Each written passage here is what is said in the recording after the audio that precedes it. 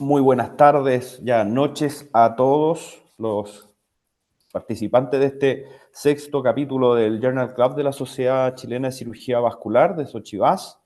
Este es el último Journal Club del año y la verdad que va a estar bastante interesante. El paper en esta ocasión salió por petición bastante intensa por parte del público en general. Vamos a comentar un artículo que recientemente fue publicado en el New England Journal of Medicine, que es sobre los resultados del CREST-2, que son bastante interesantes. En esta ocasión, el presentador será el doctor Cristian Síquez, que es becado de cirugía vascular de primer año de la Universidad Finisterrae, y comentarán el doctor Rodrigo Julio y el doctor Rodrigo Bayer. Yo no soy el doctor Rodríguez, pero obviamente como buen cirujano vascular está en una urgencia en este momento, así que me hago cargo yo. Y bueno, dicho todo lo anterior, vamos a dar paso ya a la presentación del paper. Doctor Síquez, es todo suyo el Gracias. auditorio. Bueno, como dijimos, voy a presentar los resultados del CREST-2. Este paper fue publicado en noviembre de este año y básicamente habla de que en algunos sistemas de salud se reserva la revascularización solo para pacientes sintomáticos. En Estados Unidos, por ejemplo, el 75-80% de los pacientes que reciben stent carotídeo o endarterectomía son asintomáticos, por lo que refiere el paper. Años previos, entre el 90 y el 2000, mostraron que la endarterectomía carotídea reducía el riesgo de ACV en pacientes asintomáticos con estenosis severa. Otros países recomiendan revascularización rutinaria a estos pacientes asintomáticos como Estados Unidos. Y básicamente, comparado los papers de este año, del 2000 han habido mejoras significativas en cuanto a la terapia médica, en cuanto a la técnica en endarterectomía y en cuanto al manejo con stent carotido. El objetivo de este paper fue evaluar la revascularización, ya sea con stent o endarterectomía, más manejo médico intensivo, si es más beneficioso que el manejo médico intensivo solo, para prevenir accidentes cerebrovasculares en pacientes que tengan estenosis carotídea asintomática de alto grado sobre el 70%. En cuanto a la metodología, el estudio CRECE se diseñó para evaluar la eficacia de estas dos estrategias de tratamiento en pacientes con estenosis carotídea asintomática de alto grado. Se realizaron dos ensayos paralelos, eh, que son los que vemos ahí, en pacientes con estenosis carotídea asintomática de alto grado, en 155 centros internacionales, todos altamente regulados, con un seguimiento de 4 años. ¿Ya? La, los intervencionistas, los pacientes, o sea, los médicos que hacían stent, debían demostrar una experiencia reciente de stent carotidio y enviar los casos de su último año para validación. Y los cirujanos tenían que documentar una serie de 50 casos consecutivos de endarterectomía y mostrar una tasa periprocedimental de ACV o muerte inferior al 3% para definir qué calificaban como operadores para este estudio. El objetivo principal, como vimos, eh, era determinar si la revascularización combinada con este manejo médico intensivo ofrece beneficios adicionales en comparación con el manejo médico intensivo solo en los pacientes asintomáticos. Los resultados primarios era ácido isquémico hemorrágico periprocedimental de 0 a 44 días y ácidos isquémicos ipsilaterales desde los 44 días a los 4 años. Los criterios de inclusión fueron pacientes que debían ser mayores a 35 años y estar asintomáticos al menos los 180 días previos al estudio. La estenosis tenía que ser un 70% mayor o igual al 70% determinado por Doppler con parámetros estrictos, escáner o resonancia o angiografía. Para el Doppler también se consideró velocidad sistólica pico sobre 230 centímetros por segundo y algunos de los hallazgos como velocidad diastólica final sobre 100 centímetros por segundo o la relación de la velocidad sistólica interna de la interna con la común mayor a 4, mayor o igual a 4. Se excluyeron de este estudio pacientes que tengan enfermedades que aumentaran el riesgo periprocedimental como una ACV incapacitante previo, angina inestable o fibrilación auricular que requieran anticoagulación básica. El manejo médico fue igual para todos los grupos, salvo la antiagregación periprocedimental de las intervenciones. El manejo médico fue intensivo y fue uniforme para todos los pacientes y altamente protocolizado. Las metas incluyeron presión arterial sistólica menor a 130, esto varió dentro del estudio, y también LDL menor a 70, que también varió porque variaron las guías, ¿ya? Pero se ajustaron a los parámetros actuales. Además, se observaron factores del estilo de vida y se ofreció coaching telefónico y medicación sin costo a quien lo solicitaba. Eh, este protocolo básicamente es un estándar moderno y agresivo para la prevención de los factores de riesgo cardiovasculares. Eh, en cuanto a los procedimientos, siguieron una guía estricta.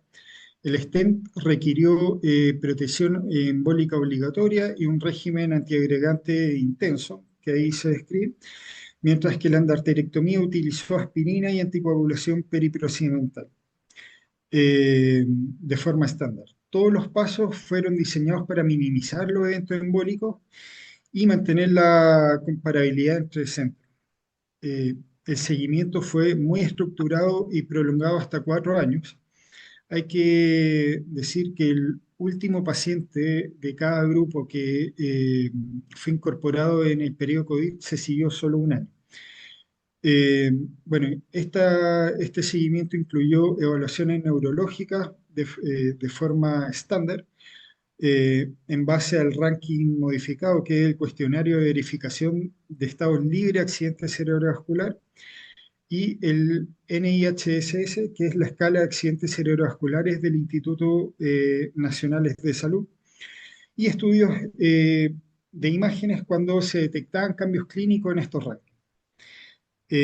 Durante la pandemia se permitieron visitas remotas y además todos los pacientes recibieron un ecodoppler anual supervisado por un núcleo centralizado, que era en este caso la Universidad de Maryland.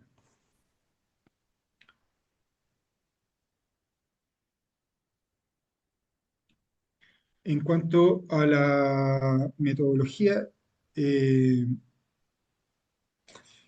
el CREST-2, el resultado primario fue un desenlace compuesto muy estricto y clínicamente relevante eh, en base a cualquier ACV o muerte dentro de los primeros 44 días y luego un ACV isquémico ipsilateral hasta los 4 años. El diagnóstico fue realizado en base a un comité complementario que era ciego al tratamiento utilizando definiciones estándar validadas de la OMS para lo que es ACV clínico y las escalas que ya habíamos mencionado. En cuanto a los resultados secundarios, ampliaron el análisis de eventos contralaterales y eventos definidos por imagen, incluyendo infartos cerebrales por resonancia y TAC, los cuales aumentaban la sensibilidad de los estudios. Eh, Estos desenlaces complementarios permitieron evaluar la solidez del efecto del stent y la endarterectomía más allá del evento clínico principal. En cuanto al análisis estadístico, el estudio CREST-2 se realizó bajo el principio de intención de tratar, utilizando curvas de Kaplan-Meier para estimar la tasa de eventos y pruebas de re-randomización con 10.000 réplicas para evaluar la diferencia significativa del estudio. Los intervalos de confianza se calcularon mediante métodos Bootstrap, que básicamente le dieron mayor solidez, y los análisis de subgrupo no se corrigieron por multiplicidad. Además, se realizaron cálculos de tamaño muestral para garantizar un estadio clínico adecuado del 85%. En cuanto a los resultados, en esta tabla lo que podemos ver es que los dos ensayos paralelos, ya sea el de stenting como el de endarterectomía, tuvieron poblaciones muy similares. 1.245 para stenting, 1.240 para endarterectomía. La edad promedio ronda peri 70 años en ambos grupos. Predominantemente fueron hombres con un promedio de 36 a 30 y 39% de población femenina en cada grupo.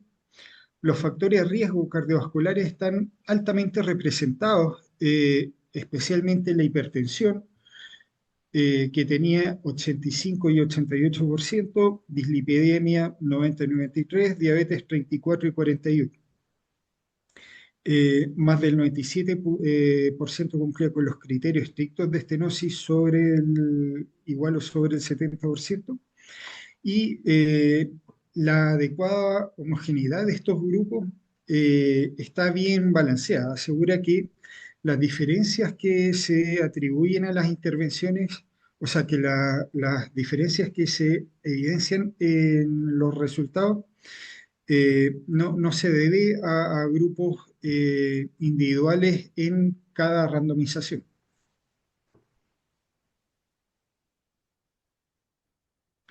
En este gráfico muestra los factores de riesgo si fueron o no controlados en cada grupo.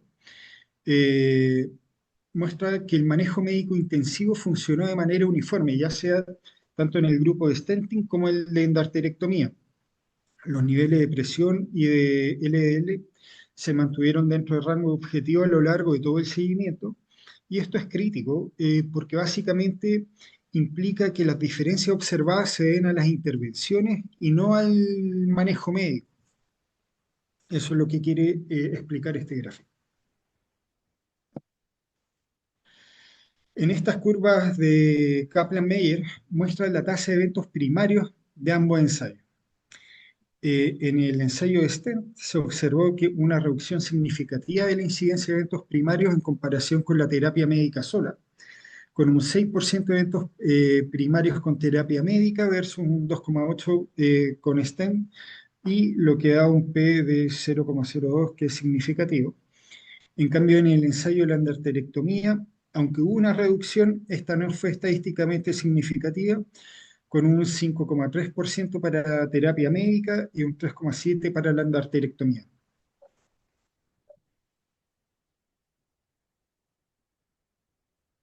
Eh, en este gráfico, el periodo perioperatorio, que va desde los 0 a los 44 días, como ellos definieron, los eventos de accidente cerebrovascular o muerte fueron más frecuentes en el grupo de revascularización, especialmente en los de endarterectomía, con 1,5 versus un 1,3 del STEM.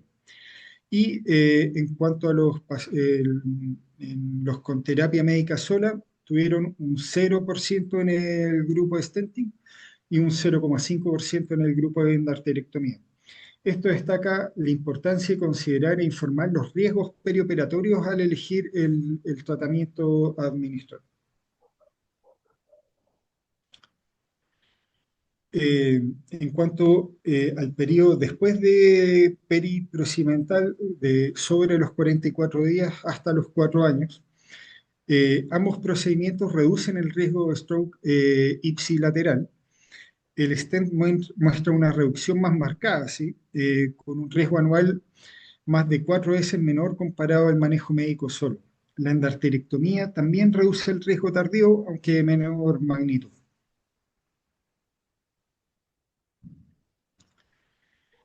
En esta figura, lo que muestra el análisis de los subgrupos preespecificados en el ensayo CREST. Lo más importante es que el beneficio del stent sobre el tratamiento médico se mantiene de forma consistente en la práctica en todos los subgrupos analizados. Eh, no se observaron interacciones significativas, es decir, ningún grupo cambió el efecto global del tratamiento. Y la reducción del riesgo con stent frente al manejo médico fue homogénea independiente de la edad, del sexo, de la presencia de diabetes, hipertensión, dislipidemia o el grado de estenosis. En el caso de la endarterectomía, el efecto fue más modesto y variable. La ausencia de significación estadística global también se refleja en los subgrupos. O sea, este análisis básicamente confirma que el beneficio observado del stent no está impulsado por un subgrupo aislado, sino que es un efecto generalizado de toda la población estudiada.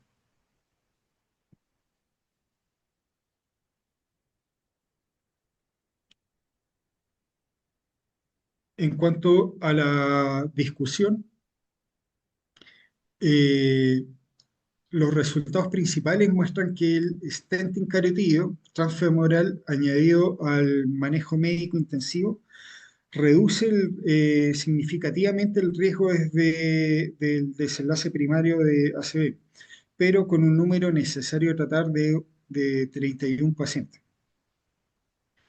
En cambio, la endarterectomía no mostró beneficios estadísticos frente al manejo médico. Eh, Aunque mostró un beneficio en la reducción de accidentes cerebrovasculares postoperatorios, pero presentó mayor riesgo perioperatorio con un 1,5% de eventos. Los resultados fueron consistentes en todos los subgrupos analizados y el control de factores de riesgo fue similar en ambos grupos, lo cual refuerza su validez comparativa.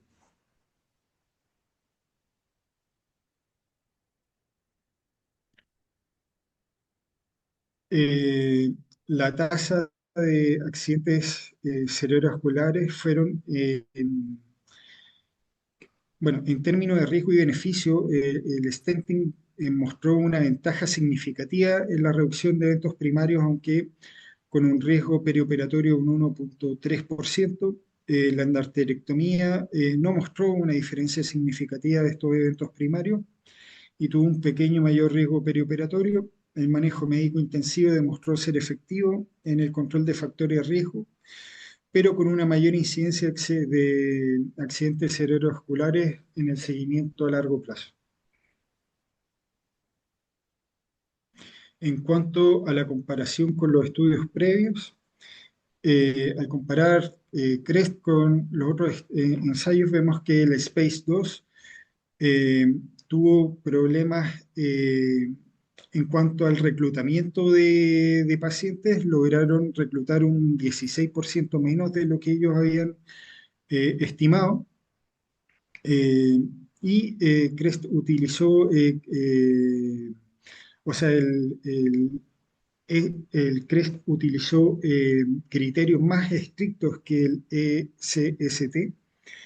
El CST2 incluyó pacientes con estenosis menores y a pacientes sintomáticos. Eh, el CREST-2 tuvo un criterio más riguroso y una vigilancia más estructurada que estos estudios previos. En cuanto a comparación con el Oxford Vascular Study, este estudio, el uso predominante de la resonancia y la búsqueda activa de eventos otorga una sensibilidad mayor al CREST-2 comparado al Oxford y tiene una metodología más sólida.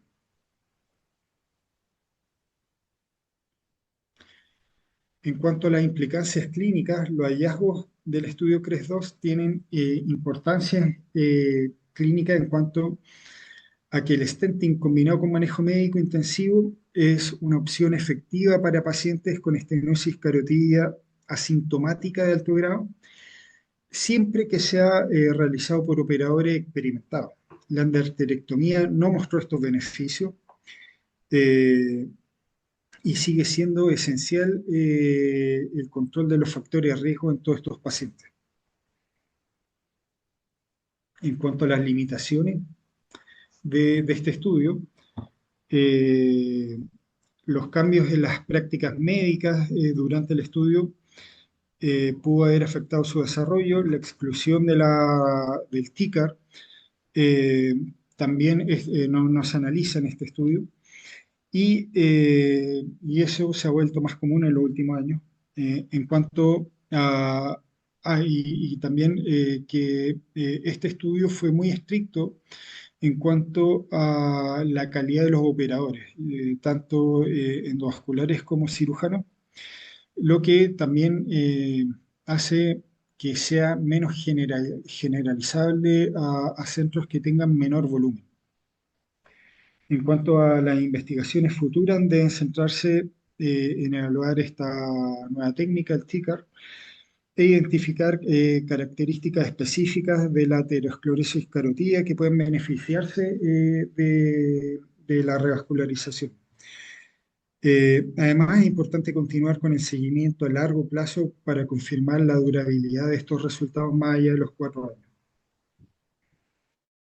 Que el SPACE no logró el N adecuado, entonces tuvo un 16% menos de lo que ellos buscaban y eso afecta mucho la validez de sus resultados. En cuanto al ESST, estudió pacientes sintomáticos y otros con estenosis moderada, entonces tampoco es muy comparable. Y el CRES tuvo criterios más rigurosos en cuanto a la población en estudio y el seguimiento. Y el Oxford Vascular básicamente mostró tasas de accidentes más bajas con terapia médica, pero no utilizó el seguimiento programado con imagen, como lo hizo CREST de forma estandarizada con Doppler, y además CREST utilizó resonancia, lo que le da mayor fuerza para definir si es que tuvo un evento cerebrovascular reciente. En cuanto a las implicancias clínicas, hablan de que el stenting está recomendado para pacientes con estenosis asintomática de alto grado. Se ve un beneficio a largo plazo y, y no hubo una gran diferencia en grupos específicos. Ya la endarterectomía no mostró beneficios significativos en comparación con el manejo médico intensivo y sí tuvo un riesgo perioperatorio más alto que el stenting. El manejo médico fue fundamental en ambos grupos y es la base también del tratamiento. En cuanto a las limitaciones, no fue ciego para los pacientes ni para los tratantes, pero sí para los que hacían el análisis de los resultados. Cambiaron las definiciones de la presión arterial y el LDL objetivo durante el estudio. Los operadores eran altamente calificados, eran muy rigurosos en eso y eso no lo hace comparable a centros que tengan menor volumen. No se incluyó la revascularización transcarotidia, el TICAR, que es una técnica nueva reciente que se ha mostrado que es mejor que el stenting. Entonces, como futuras investigaciones hablan de plantear, evaluarlo junto al TICAR. También quieren identificar características específicas de la aterosclerosis carotídea que pueden beneficiar la revascularización y continuar el estudio más allá de los 4 años a largo plazo. Eso. Vale. Excelente, muchas gracias por la presentación, doctor Síquez. Creo que estuvo muy buena, bien clara. Y bueno, como les comenté antes de partir la revisión, es un estudio súper reciente, el CRES-2, salió hace un par de semanas, y finalmente es como el último que ha salido con respecto a carótida asintomática. Yo creo que en general todo ya está bastante claro, que las carótidas sintomáticas tienen su indicación de cirugía, que es bastante, ¿cómo se llama?, basada en evidencia, que es mejor la cirugía abierta en general. Pero claramente yo creo que todo apuntaba y toda la evidencia que había hasta ahora apunta a que la estenosis asintomática, aunque fuera crítica, o sea, estamos hablando de una enfermedad de ateromatosis de placa estable, como podría ser una claudicación o en este caso en la carótida, todo apuntaba a que el manejo iba a ser médico. Yo creo que para todos es un poco una sorpresa de que aparentemente existen beneficios de terapia quirúrgica, sea cual fuera, digamos. Y por eso viene un poco a mover el piso con respecto a esta patología. Vamos a aprovechar entonces a nuestros comentadores. Partamos, doctor Julio, ¿qué opina del estudio? Más que nada con respecto a si cree que es un buen estudio, cree que es un estudio que realmente deja por zanjado el tema, los resultados, o sea, el CRES-2 hace rato que se venía avisando que venía, los resultados son lo que tú esperabas, digamos, o cosas distintas. Cuéntanos un poco El, tu impresión. el estudio es muy sólido desde el punto de vista estadístico y del volumen de pacientes que tiene. O sea, yo creo que eso no es posible discutir eso. Ahora Bueno, está en un Zoom. hay ciertas cosas sí que me tienen un poco intranquilos que no están mencionados en el estudio, por ejemplo, que no hablan de anatomía, de las características anatómicas de las carótidas de los pacientes, de las características de la placa. Todos sabemos que hay placas que son más embolígenas que otras.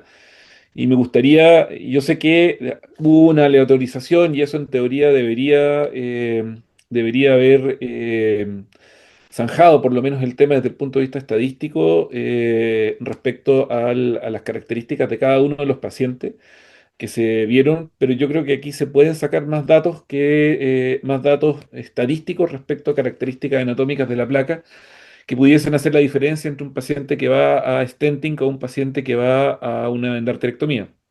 Ahora, bajo la lógica de que esta es una cirugía preventiva que tiene que estar respaldada por estadística, creo que es importante y relevante el estudio.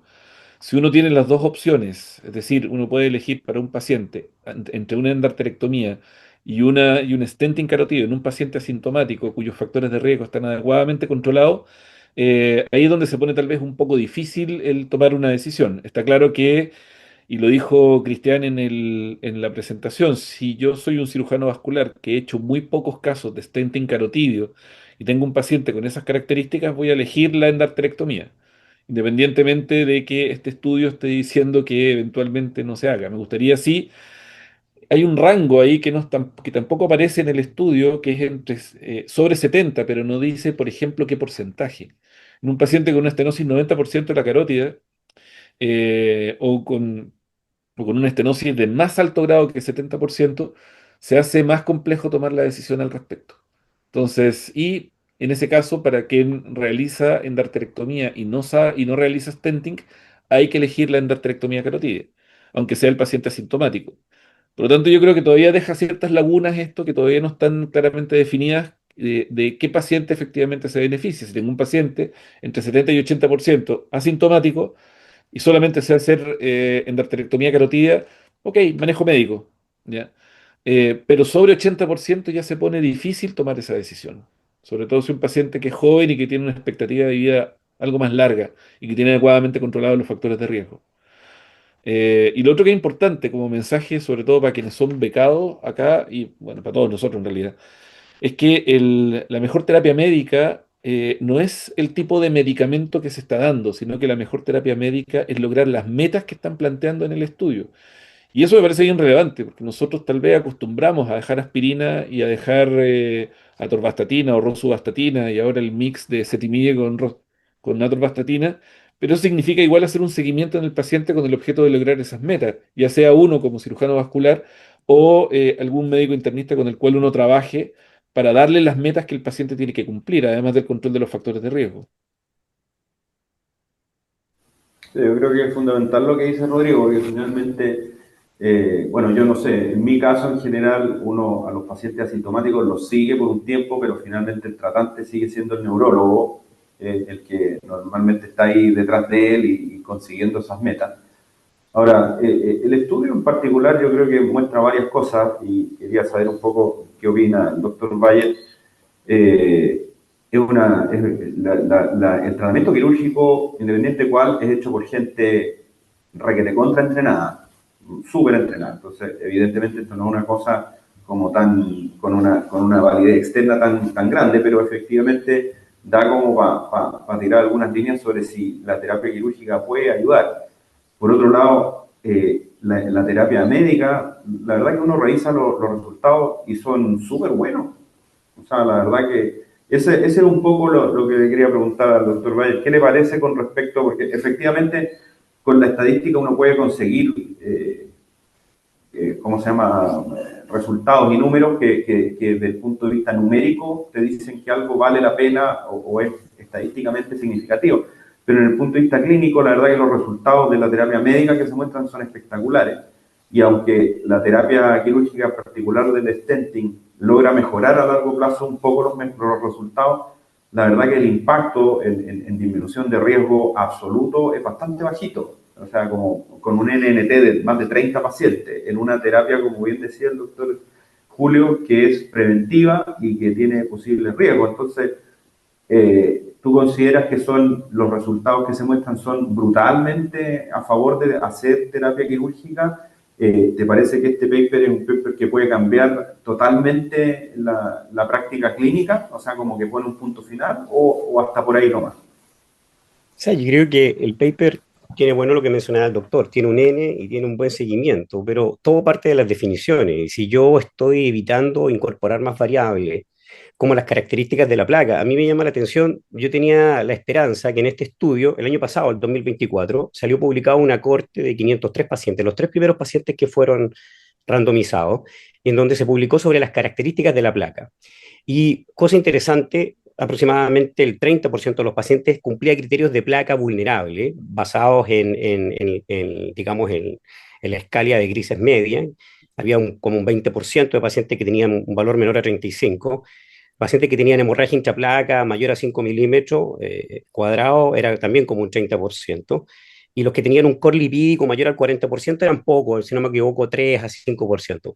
Pero yo pensaba que eso iba a estar incorporado acá, que iban a haber grados de estenosis mayores 80%, menores 80%. Es cierto que los mayores 80% son casi un tercio del grupo. Esa información no la encontré en el trabajo, la encontré en el suplemento. Aproximadamente 30%. Es bien homogéneo, por ahí lo anoté en algún lado. Cada uno de los grupos tiene más o menos un 30% de pacientes con velocidades mayores a 80, pero no describe nada con respecto a lo que pasa a los 80. En el suplemento habla de puntos críticos, las velocidades mayores a 342, entendiéndose que mayor a 80 es 389. Y ahí diferencian los dos grupos menores y mayores a 342. Y ahí me llamó la atención porque, digamos, haciendo cálculos, tomando el suplemento, el grupo, digamos, mayores a 342, que fue a terapia médica, el grupo stenting, digamos, el grupo stenting, tenía tasas combinadas a 4 años de 9.3. Y el grupo médico, que fue de endarterectomía, tenía tasas combinadas, digamos, de AVE y de mortalidad 0.3. Entonces, chuta, se supone que son bien homogéneos, pero ya uno empieza a sospechar, ¿por qué hacer dos grupos? ¿Por qué no solo un grupo médico, más el grupo de stenting, más el grupo de endarterectomía? ¿Por qué dos grupos médicos? Y aunque parecen bien homogéneos en el trabajo, puede que no lo sean, porque puede ser que de alguno de estos grupos estén metidos pacientes con placas más inestables, no lo sabemos, y también puede ser que aquí estén metidos pacientes que tenían más de 100, síntomas con más de 180 días, digamos. Un paciente con más de 180 días fue clasificado, fueron, digamos, como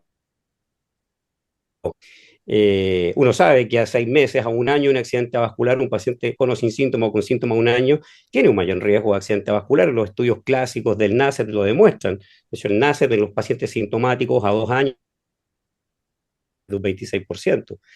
Entonces, ¿cuántos de esos tenían más de 180? parece que son pocos, digamos, en lo que se puede, digamos, inferir de los suplementos. Entonces, también es información que no está clara. ¿Cuántos tenían más de 180 días de síntomas? Eh, ¿Cuántos de más de 80% presentaron eventos, en tanto en los distintos grupos? Según el tipo, según las características de la placa. Si nos pasamos en el estudio del 2024 sobre las características de la placa, son muy heterogéneas, digamos. Como mencioné, era como el 30% de pacientes con placas vulnerables, pero en general no había una relación entre el grado de estenosis y la vulnerabilidad de la placa. Así que en realidad a mí me deja más sin sabores el estudio que conclusiones. No. Y lo otro es la verdad que de repente las conclusiones son medio antojadizas porque te habla digamos, de una tasa, digamos, a favor de la endarterectomía, pero no significativa. Pero la verdad que se modifican un poco los valores y la verdad que se vuelve significativo. O al revés, en el caso del otro grupo, el otro grupo necesita 30, o sea, se necesita 31 casos a tratar de pacientes asintomáticos para obtener beneficios. O sea, eh, creo que deja más dudas que respuestas. Y considerando que la única variable es el grado de estenosis, digamos sobre el 70%, uno esperaría más variables, pues, las características de vulnerabilidad de la placa, establecer diferencia entre menos de 80 y más de 80, quizás haber incorporado octogenario. La verdad que no responde mucho más a revisiones sistemáticas que ya existen. Así que no me deja en condiciones de sacar conclusiones. No sé qué opinan. Sí, a mí también me da un poco, me deja ese mismo sabor de boca, ¿cachai? A mí este estudio, pese a que está súper bien hecho, efectivamente comparto lo que se ha dicho, que da la impresión que las conclusiones son un poquito, te diría que light, o sea, como con pequeñas diferencias, o sea, cambiáis un paciente de cada grupo y se invierten las cosas, o sea, porque estamos hablando de riesgos súper chiquititos, ¿ah? Y cuando tú además veis cuando se ve uno los gráficos, tú te das cuenta que el beneficio empieza bastante tarde, desde el tercer año en adelante se empiezan a separar recién las curvas.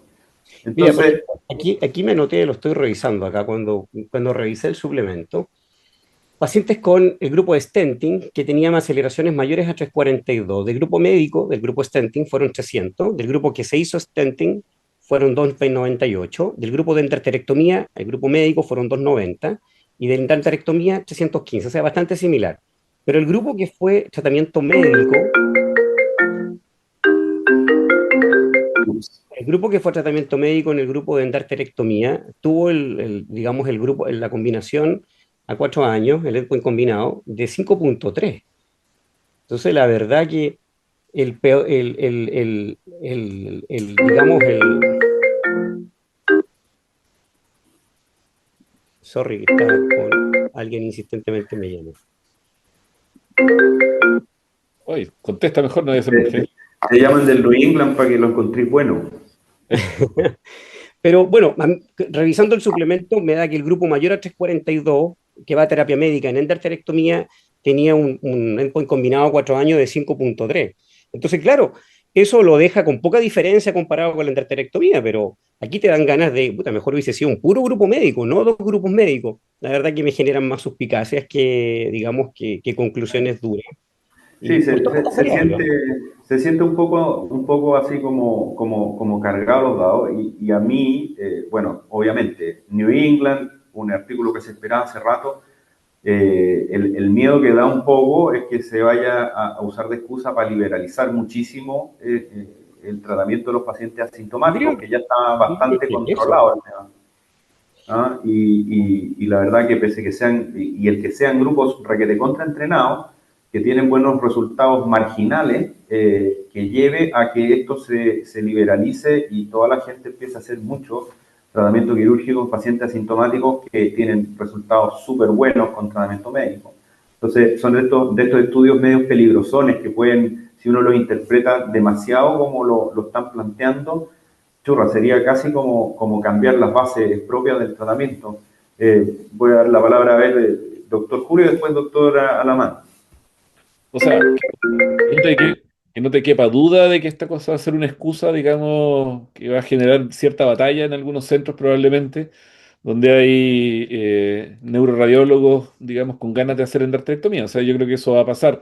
Y este estudio está avalando ese aspecto. Ahora, otros aspectos que tampoco están contemplados en el estudio son, por ejemplo, cuáles son los pacientes que no fueron aleatorizados o no aleatorizables. Por ejemplo, aquellos pacientes con un arco tipo 3 o aquellos pacientes cuya carótida es muy alta, etcétera, que no se pudieron aleatorizar.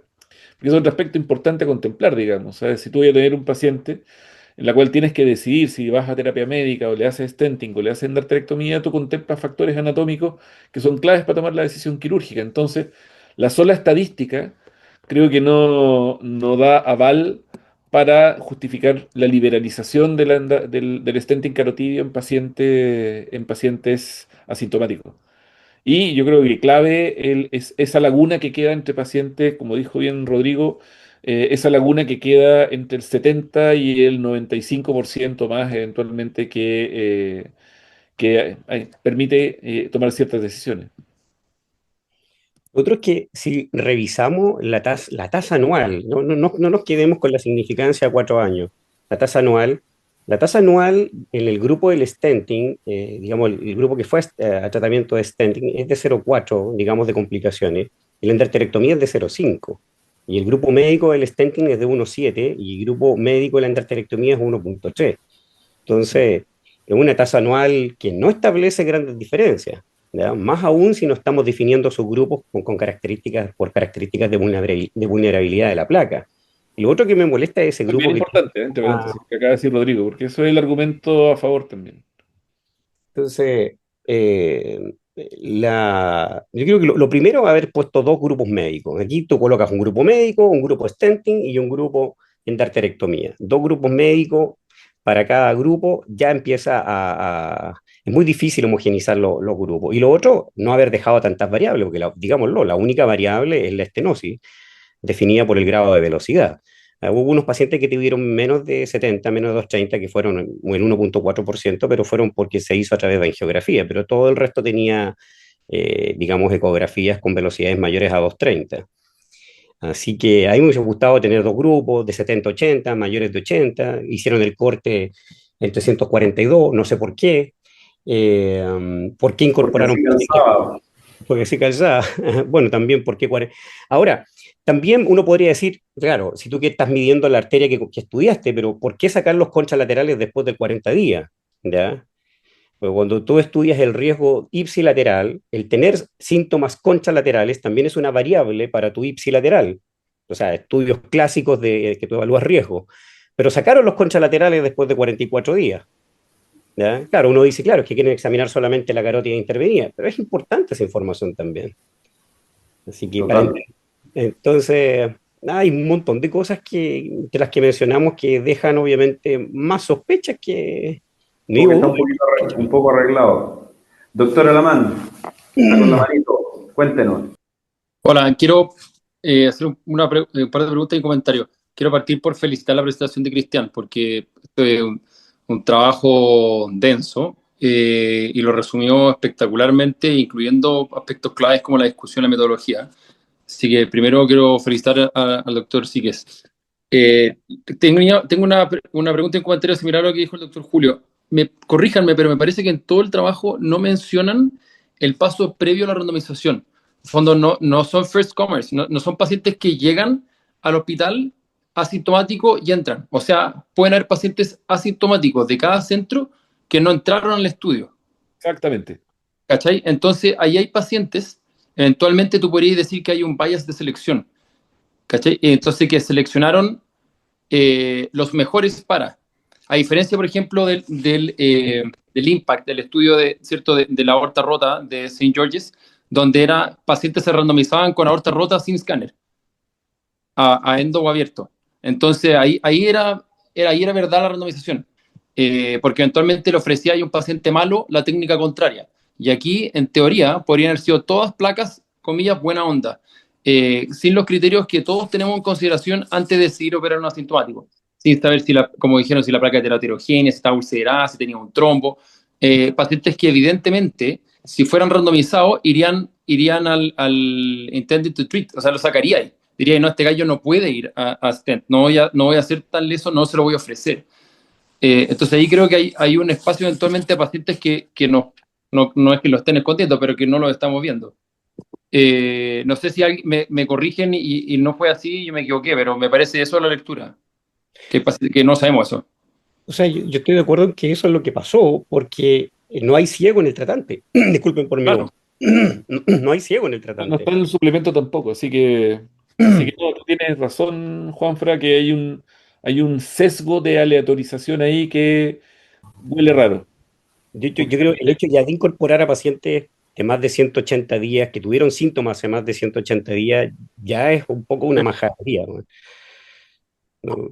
Tiende uno a desconfiar, digamos. ¿Para qué hacen eso? No, fueron a cazar pacientes que estaban en su casa tomando aspirina para ver si los podían randomizar. Y la Tampoco les... otra pregunta que tengo, también por si por me he equivocado en la lectura, me parece que los equipos, no solamente los operadores son distintos, sino que los equipos también. Entonces, eso podría hacer que hayan centros más pro stent o más pro endarterectomía, porque no son los mismos operadores, que ya sería difícil lograrlo, pero en el fondo al no ser los mismos operadores también tenía otro sesgo a selección, porque tenía que haber demasiado capos para el stent cuando lo randomizan al stent. Sí, No yo sé. les hago la pregunta, digamos, a los comentadores y un poco en línea de lo mismo que estamos conversando, que yo creo que es un hecho clave, porque finalmente la terapia, digamos, primero ya te compro que tal vez es mejor ofrecerle algún tipo de terapia quirúrgica al paciente asintomático seleccionado. En la práctica de ustedes, ¿quién toma esa decisión? ¿Cómo se toma esa decisión? Porque lo que están diciendo es súper cierto. O sea, en muchos lugares hay un sesgo importante de selección con respecto a las capacidades técnicas de quien toma la decisión o de ciertos grupos de trabajo que están más inclinados hacia el área intervencional que al cirujano vascular. En la realidad de ustedes, privada y pública, ¿cómo funciona el tema? O sea, la pregunta es, ¿van a tener en sus centros de aquí a 2 semanas todos los pacientes con un stent puesto en la carótida? No, ¿O, o no, creen eso que no aplica. no están así? ¿Quién está tomando las decisiones actualmente La decisión, en el caso del Hospital adentro? Salvador, al menos, la decisión la tomamos en reunión clínica. La totalidad de los pacientes carotídeos, aórticos y de revascularización en general de cualquier territorio. O sea, no es una sola cabeza la que toma la decisión, sino que la definimos entre todo, como equipo. Vale, pero en esa decisión no están incorporados el neuro ni el neuroradiólogo, digamos, no es una cosa multidisciplinaria, es de Los reunión de equipo. stenting, y los stenting en carótida, el caso nuestro, lo hacemos nosotros, los vasculares, no lo hacen los neuroradiólogos. Vale. Doctor Bayer, ¿a usted cómo se da la toma de decisiones en su En práctica? el Hospital Regional de Concepción, en equipo, se presentan los casos, las imágenes, la historia, el residente lo presenta y el equipo toma las decisiones. En general, el tratamiento de un paciente asintomático pasa principalmente, bueno, primero por las comorbilidades del paciente y su pronóstico de vida, ¿ya? Y lo segundo con las características de la placa. ¿Ya? Una placa vulnerable, una placa inestable, en un paciente con un buen riesgo quirúrgico se puede ofrecer. Y en general, estenosis mayores del 70%, en general mayores del 80%. ¿Stenting ofrecen ustedes como vasculares o lo hace alguien más? El equipo realiza stenting, pero también hay neuroradiólogos que lo realizan. ¿Ya? Sí, yo creo que en estas situaciones en las cuales hay toma de decisiones medias críticas, con muchas variables incorporadas, efectivamente creo que es súper importante que ojalá un equipo sea capaz de ofrecer la mayor cantidad de alternativas para que no se genere la típica situación de que tengo un martillo, entonces veo clavo en todos lados y buscas darle la vuelta para poder resolver el paciente tú. Sobre todo cuando la evidencia ahí está como media rara. Polo, Aquí estoy. Voy a retomar un poco el paper, que es lo que lo reúne, y quiero hacer algunas observaciones que nos han dicho para aportar. En primer lugar, es curioso que hagan una selección por angioresonancia, sabiendo que la angioresonancia tiende a magnificar las lesiones y obviamente si hay una lesión que se califica como 70% en el estudio y en realidad de 50% porque se seleccionó con angioresonancia, eso favorece claramente al grupo de stent. Por otro lado, está claramente muy bien establecido el grupo de stenting con operadores muy seleccionados, con experiencia, con buenos resultados, pero por otro lado, no se explica qué técnica de endarterectomía ocuparon. ¿Ocuparon parche? ¿Ocuparon shunt en todos los pacientes? No. Definieron muy bien el grupo de stenting, pero no así el grupo de endarterectomía. Y por lo mismo eso también, estos trabajos en general tienen una pérdida de la validez externa, porque en el fondo eh, con estos operadores, ¿cuánto tú puedes replicar con esa experiencia de operadores de stenting carotídeo en la práctica habitual? Eso va a ser muy difícil de replicar, por lo tanto es un estudio muy bonito, pero poco práctico del punto de vista de los resultados y en especial, digamos, porque el grupo de la cirugía nosotros lo dominamos bien. El grupo de stenting es como si nosotros que operamos estamos compitiendo con expertos en stenting carotídeo. Eso es una comparación que no es válida. Nosotros podemos ofrecer esos resultados de ese trabajo en endarterectomía carotídea, pero esta gente con ese volumen y resultados de stenting carotídeo no es algo que en el país podamos replicar. Por otro lado, el tratamiento médico acá es un tratamiento médico no barato. Acá se dice que ocuparon unos medicamentos como el alirocumab, que eso no creo que esté en la canasta básica del Ministerio de Salud. Por lo tanto, el tratamiento médico de comparación tampoco es realidad para Chile. Entonces uno cuando ve estos estudios, uno dice, este estudio en realidad lo podemos homologar a la situación nacional. Ya del tratamiento médico también fallamos. O sea, tenemos dos grupos de comparación que no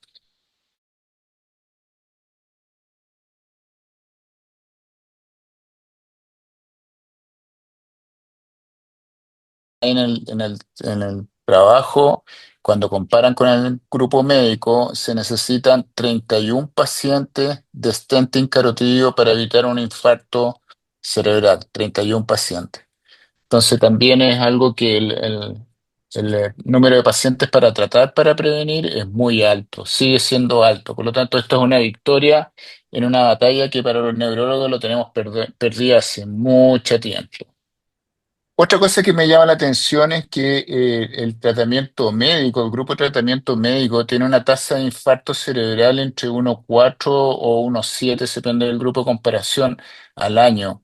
Con eso yo creo que infartaron a todos los neurólogos, porque las tasas de infarto cerebral con tratamiento médico ahora van de 0,9 para abajo. Entonces, el grupo de tratamiento médico es un pésimo grupo para tratar y los neurólogos ahí los van a hacer pebre, porque esos valores son absolutamente malos. Yo no entiendo muy bien, después yo le voy a explicar cuál es mi interpretación global de esto, pero es una mala comparación de tratamiento médico.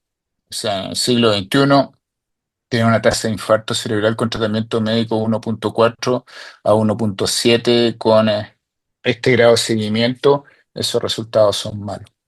Hay un problema profundo de la publicación que no se ha discutido, es que este es una publicación de intención de tratar, no es un estudio por protocolo. ¿Qué significa eso? Que en el fondo si el paciente se fue a tratamiento aleatorizado, a tratamiento de stenting carotídeo o a tratamiento de endarterectomía carotídea o a tratamiento médico, en el fondo, si es que hay crossover, se consideró al final el resultado de la aleatorización. Entonces, no es un tratamiento por final, o sea, no es que los pacientes que tuvieron este resultado de stenting carotídeo son los pacientes que terminaron siendo tratados con stenting carotídeo. Hay una intención de tratar, no es por protocolo. Y eso está influido muy, muy importantemente por lo que se llama crossover, que está ahí explicitado en el trabajo, que el crossover entre los grupos, en términos generales, es de alrededor del 17%.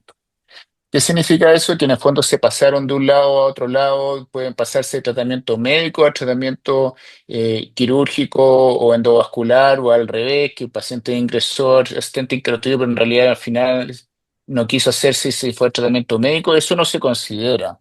Y el problema es que ese crossover fue asimétrico. Entonces no es lo mismo el crossover que hubo para el grupo de comparación de tratamiento médico con stenting que lo que hubo del tratamiento médico con endarterectomía.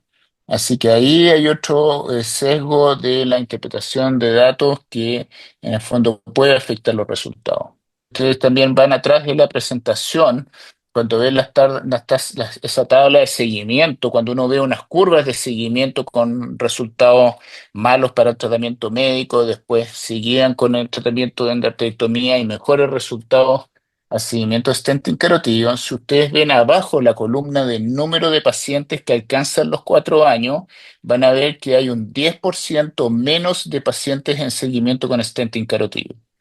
Eso es bastante. Casi un 10% de los pacientes tienen más seguimiento con endarterectomía carotida que con stenting carotida. Y también hay algo que hay ruido porque no, pese a que los grupos fueron balanceados en comparación, no hay balanceo tampoco estos 4 años de seguimiento.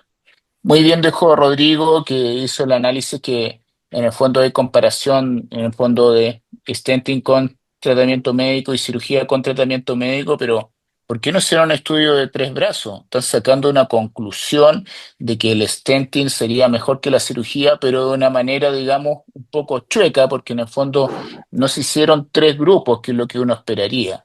Entonces hay un problema de diseño de trabajo, yo no sé qué estaban pensando cuando diseñaron el trabajo, pero claramente, digamos, sacar una conclusión de un modelo que no estaba pensado para hacer eso. Hay dos factores más que no se mencionan y que yo considero que son muy importantes. Uno es el hecho de que el estudio se desarrolló en tiempos de COVID. Y en tiempos de COVID uno sabe que la cirugía peor a la cirugía abierta le fue peor que el tratamiento endovascular. Entonces, cuando dicen esta tasa de eventos, de infarto, de muerte, no se sabe si fueron en los años de COVID cuando no habían vacuna. Y si es que uno compara grupos de cirugía abierta y endovascular en tiempos de COVID sin vacuna, obviamente le iba peor al tratamiento de endarterectomía carotidia. Eso lo pudimos vivir. Hubo recomendaciones de las sociedades de no operar las carótidas asintomáticas en tiempo de COVID porque tenían peores resultados y mayor tasa de oclusiones. Entonces, ojo, que hay una parte muy importante de la historia de este estudio, que fueron varios años de reclutamiento, en el cual se desarrolló el COVID entre medio y ellos no mencionan nada.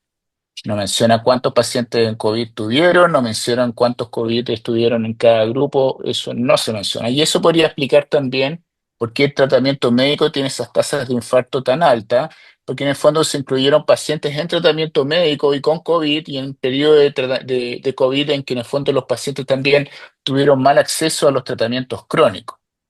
Y finalmente, yo creo que hay otro factor que lamentablemente no tuve acceso por el artículo que enviaron, pero está descrito que está en las extensiones, que hay que ver quiénes son los autores. O sea, dime con quién anda y te diré, ¿ah?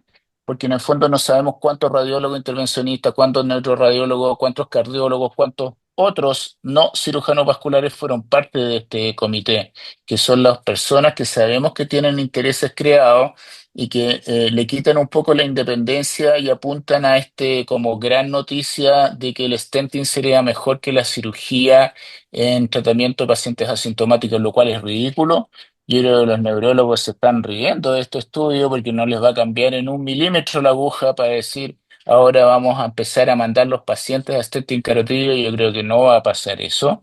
El problema es que hoy día, por ejemplo, se me acercó un hemodinamista para decirme, oye, ¿viste este estudio que salió? Entonces empieza a abrir el apetito en un estudio que está mal hecho por las razones que le dije y las otras que han mencionado ustedes, en el cual quise cooperar con esta análisis que hice. Gracias.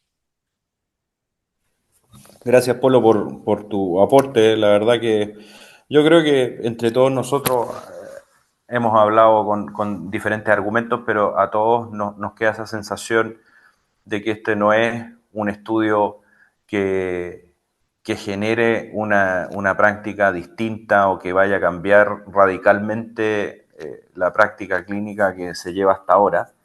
pero que efectivamente en algunos grupos en particular va a abrir un poco la puerta a empezar a abusar del tratamiento, sobre todo cuando se percibe como menos invasivo. Yo creo que ese es un riesgo. Yo creo que algo que también, digamos, importa bastante es que efectivamente están comparando stenting carotido transfemoral y se les apareció en el último tiempo, y yo por lo menos las conversaciones más intensas en la gente que trata carótida en los distintos lugares que trabajo ha sido más en torno a cuál va a ser la aplicación del TICAR versus stenting transfemoral, cuál va a ser esa pelea, y eso no está considerado en este estudio, lo cual, bueno, ojalá sirva un poco para frenar los caballos en algunos grupos, digamos, porque creo que lo que muestra el estudio no es suficiente para hacer un cambio brutal en la práctica. Rodrigo, Julio. Sí, aquí hay un tema societario que me parece bien relevante, ya saliendo un poco del análisis estadístico del trabajo en sí mismo. Encuentro que este tipo de actividades son bien relevantes en este tipo de trabajos que precisamente pueden generar discusión dentro de los grupos médicos que trabajan en los distintos hospitales. Por lo tanto, este tema yo lo reanalizaría en algún evento donde garanticemos que estén la mayor cantidad de cirujanos vasculares posibles, porque esta va a ser una batalla que vamos a tener que dar nosotros en cada uno de los hospitales. Creo que los argumentos presentados por Rodrigo, y Polo, Juan Francisco, etcétera, han sido muy buenos y nos permiten dar argumentos bastante sólidos respecto a cuánto es la relevancia de este trabajo en sí mismo. Y hay que ver qué sigue saliendo en la literatura al respecto de esto. ¿Sí? Yo le daría una segunda vuelta un poco más adelante, como para poder argumentar adecuadamente nuestra posición al respecto de este tipo de situaciones. O sea, bueno, todo lo que es carótida, yo creo que bueno, en los próximos cursos, también en la convención que vamos a tener, va a ser tema obligado, porque efectivamente, como te comentaba, aparte de este trabajo, hace rato que se está levantando cierto polvo con el tema de cuál es la indicación o las cosas buenas que podría aportar el TICAR. Así que efectivamente esto es algo que probablemente vamos a seguir conversando bastante. Voy a dar la opción, no sé, nadie ha hablado como a favor del trabajo, yo no sé si a alguien le gustó como para empezar a hacer más stenting carotídeo, dejo la posibilidad de alguien de defender, pero creo que en general todos hemos estado más bien cautos con los resultados. Doctor Yo, Rodríguez. oye, disculpen el retraso, estuve atento, he escuchado todas las opiniones, efectivamente el trabajo da para harto, pero si uno lo mira a vuelo de pájaro, sí abre una puerta para que se haga art stenting independiente de los grupos, ¿ya? Si uno lo mira así, sin tanto detalle, que es la parte que un poco que a mí me preocupa. Me preocupa para bien como para mal. Si uno lo mira como para bien pro quirúrgico, efectivamente se abre una posibilidad para que los distintos grupos empiezan a poner stent a libre demanda, y ahí creo que es importante que en estos grupos, muy bien, decía Rodrigo Julio, y comentaban de que la discusión del manejo quirúrgico de estos pacientes se hace por equipos en los distintos centros. Creo que en ninguna parte uno llega y dice, oye, voy a operar una carótida porque tengo ganas nomás. Habitualmente se presenta en alguna reunión, porque una carótida nunca tampoco es una urgencia, ¿ya? Y en este sentido, aquí me preocupa lo que puedan ocurrir en otros grupos donde no existen estas reuniones. Por eso lo que decía Juanfra, que creo que alcancé a leer, que invitar a los grupos de neurología a este tipo de reuniones. Y en otros centros, las decisiones del stenting no son tomadas ni siquiera por los vasculares, ni siquiera por los neurólogos incluso. A veces se realiza incluso de manera de urgencia en Entre carótidas gallos y que son, medianoche. claro, carótidas sintomáticas porque llegaban con accidente cerebrovascular. Y gran parte de estos pacientes claramente no van a caer del techo para nosotros, sino que van a ser derivados por algún neurólogo. Y obviamente la incorporación de estos grupos de trabajo para que conozcan la forma de trabajo de los equipos vasculares, creo que es relevante, y para que si uno mirara este sistema desde un punto de vista proquirúrgico, claramente si se abre esta puerta de andar haciendo stenting, yo sé que lo que voy a decir va a sonar muy inadecuado, pero si hay que hacerle stenting ahora a los pacientes con estenosis crítica asintomático, el stenting femoral va a perder claramente un terreno importante, porque hasta ahora lo que ha demostrado el TICAR es que es un beneficio. Yo estoy hablando de una técnica que más encima no está probada en el trabajo, pero estoy viendo el trabajo, estoy viendo una discusión de una forma más macro. Eh, Reitero que es muy importante lo que dice Juanfra de incorporar a los grupos de neurología en los distintos centros para que conozcan esta toma de decisiones y no que pase por las personas el realizar una intervención u otra en pacientes tanto sintomáticos como asintomáticos. Pero efectivamente veo un poco peligrosa eh, esta publicación. Lo hablamos con Cristian el otro día, fue como básicamente lo que está diciendo el trabajo, que hay que operar asintomáticos con estenosis significativa. Si uno lo mirara así solo por el título. Y eso, dependiendo de los grupos probablemente no vasculares, abrir una puerta para el manejo endovascular de este tipo de pacientes, que como les dije, no nos llegan de forma directa, muchas veces son derivaciones. Basta con leer solamente la conclusión del abstract para que dice textual, conclusiones, paciente con estenosis de alto grado sin síntomas recientes, la colocación de un stent redujo el riesgo de un evento combinado de accidente vascular perioperatorio. O sea, lo que dice Vicente es clarísimo al respecto. Entonces, y recuerden que la mayoría se lee solamente el abstract y no se lee el trabajo completo. Por eso digo, ya me veo enfrascado en una discusión con algún neuroradiólogo porque me va a tirar el CREST, ¿cachai? Y la última publicación donde se leyó solo el abstract y, claro, tiene razón, no hay una discusión de por medio. Así que creo que aquí Juanpa tiene toda la razón.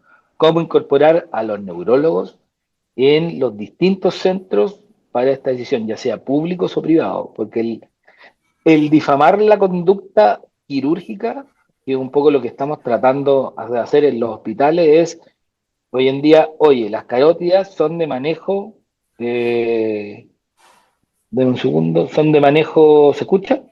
Sí, del cirujano vascular. Las carótidas son de estudio y manejo del cirujano vascular. Y que el cirujano vascular defina la conducta a seguir. En algunos hospitales funciona, en algunos centros privados más o menos. Y quizás ahí está donde hay que hacer el hincapié. Juanfra levantó la mano, la tenía levantada, no lo sé. Y quería complementar lo que usted comenta, doctor Rodríguez, una anécdota que varios me lo han Y escuchado. cariñoso. En la pasada por el Barro Lugo, en un grupo me fijé que habían como algunos meses que habían muy pocas interconsultas de carótida y dije, esta cuestión es rara. Y fui a hablar con los becados de neurología y me dijeron, no, lo que pasa es que nosotros cuando llega un paciente con la sospecha de estenosis carotidia, avisamos a neuroradiología y cuando ellos no la pueden ver o no les gusta el caso, le avisamos a vascular. Así es. Y entonces El yo le mismo pregunté, oye, equipo. pero y usted, como discute el caso, el riesgo de accidente perioperatorio, tratamiento, ¿no?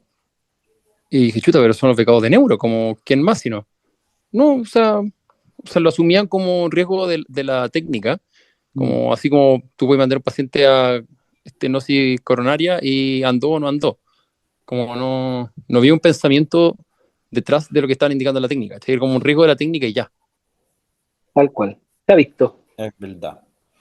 Bueno, chicos, yo creo que en vista y considerando, pese a que está súper interesante, insisto, este es un tema que va a dar harta pelea, harto que leer, harto que revisar y va a estar presente probablemente en un buen rato en todas nuestras reuniones. Pero creo que por el horario ya vamos a dar por finalizado este Journal Club. Como les recuerdo, este es el último del año, por lo tanto ya nos veremos, yo creo que para marzo. Así que nada, pues les deseo todo lo mejor, que tengan buenas vacaciones, que lean harto para que conversemos cosas interesantes a la vuelta. No sé, ¿alguien más? Palabra al cierre, doctor Rodríguez como Nada, moderador. muchas gracias a Cristian por su presentación, a Aitan por ayudarme aquí en el apoyo logístico que tuve que entrar en urgencia, a los presentadores, bueno, y a continuar con estos webinars que creo que han tenido muy buena asistencia, muy buena aceptación, inclusive hasta altas horas de fin de año. Que tengan un feliz término de año, felices fiestas y cariño a todos. Por la asistencia también, muchas gracias. Gracias. Adiós. Chao a todos. Chao. Gracias. Chao.